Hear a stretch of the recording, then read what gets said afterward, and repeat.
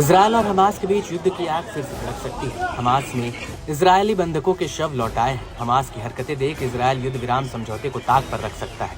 Hamas के बंधकों के बदले ताबूत पर ताबूत भेज रहा है। इससे बेंजामिन नेतन्याहू का पारा चढ़ना तय है।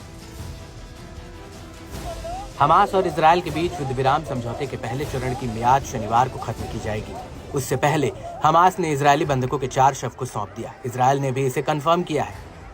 दरअसल हमास ने इजरायल की ओर से सैकड़ों फिलिस्तीनी कैदियों को रिहा किया जाने के बदले में 4 बंधकों के शवों को रेड क्रॉस को सौंप दिया। ये शव ताबूतों में सौंपे गए। इजरायल को ताबूतों में जो 4 बंधकों के शव सौंपे गए हैं, उनकी पहचान का खुलासा हो गया है। साची ईडान, इत्जाक एलगार्ट, ओहाद याहलोमी और श्लोमो मंजूर के शव इजरायल पहुंच गए हैं। ये चारों 7 अक्टूबर 2023 को हमास के नेतृत्व वाले हमले में बंदी बना लिए गए थे। कौन बना मीडिएटर? इजरायल के एक सीनियर अधिकारी के मुताबिक हमास ने बंधकों के शवों को रेड क्रॉस को सौंप दिया है। 4 बंधकों के शव को मिस्र के मध्यस्थों की मदद से इजरायली सीमा के जरिए पहुंचाया गया। इसके बाद पहचान की प्रक्रिया शुरू हुई। जब हमास ने बंधकों के शव सौंपने लगभग उसी समय रेड क्रॉस का काफिला रिहा किए गए कई दर्जन फिलिस्तीनी कैदियों को लेकर इजरायल की ओफर जेल से निकला। वेस्ट बैंक के बेतुनिया शहर में जयकारे लगाते परिवारों, दोस्तों और समर्थकों की भीड़ जमा हो गई, जो बस के आते ही उसकी एक झलक पाने के लिए धक्का मुक्की कर रहे थे। कैदियों को किसने किया वेलकम?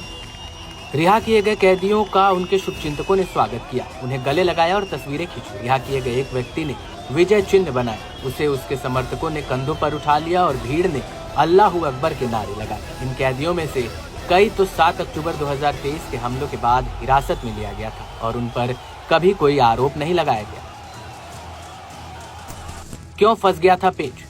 इससे पहले इजरायल को 600 से अधिक फिलिस्तीनी कैदियों को रिहा करना था, मगर उसने उससे पहले कहा कि सैकड़ों फिलिस्तीनी कैदियों की रिहाई तब तक नहीं की जाएगी जब तक कि गाजा में बंधक बनाकर रखे गए और लोगों की रिहाई सुनिश्चित नहीं हो जाती। इतना ही नहीं, बंधकों को अपमानजनक तरीके से सौंपना बंद नहीं किया जाता। नेतन्याहू ने सेरेमनी नहीं करने को कहा था। हमास ने भी बात मान ली और इस बार उसे सेरेमनी नहीं की। इजरायल ने कहा था कि हमास इस डील को शांति से करे और ऐसे सेरेमनी न करे। इजरायल फिर लेगा बदला। इजरायल और हमास के बीच ये अदला बदली रात में एक नाजुक संघर्ष विराम समझौते के तहत हुई। यह समझौता इस हफ्ते के अंत यानी शनिवार को खत्म हो जाएगा।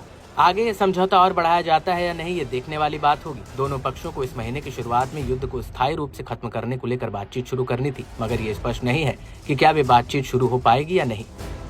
हालांकि ताबूत देखकर इजरायल में गुस्से का माहौल है। इजरायल ने आखिर किस मजबूरी में ऐसा सौदा किया, इस पर भी सवाल उठ रहे हैं। आखिर इजरायल ने 4 शवों के बदले इतने फिलिस्तीनियों को क्यों सौंपा, ये समझ से परे है।